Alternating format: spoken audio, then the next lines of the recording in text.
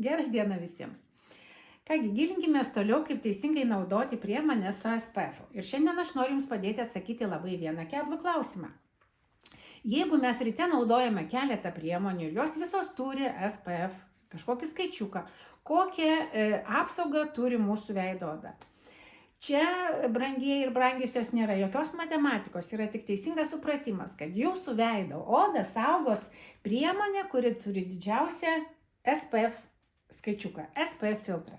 Taigi, kaip pavyzdėlį galiu parodyti. Jeigu veiduką nuprausiam, patonizavom ir tepame dieninį kremą.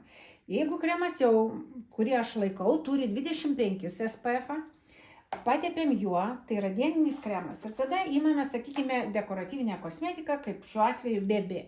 BB mūsų turi 30 apsaugą. Taigi, ir noriu pasakyti, kad mūsų veido oda bus apsaugota su SPF 30. Nesudėsim, negausim 55 apsaugos, o turėsim tik 30. Taigi, mėlieji, nėra matematikos, yra tik teisingas supratimas, kad veido oda saugos stipriausia SPF turinti priemonė. O principai tepimo ir atnaujinimo lieka tie patys, pakartoti reikia po kažkiek tai laiko ir atsiminti, kad saulė mums yra draugas, bet ne visada. Taigi, jūsų grožis jūsų rankose.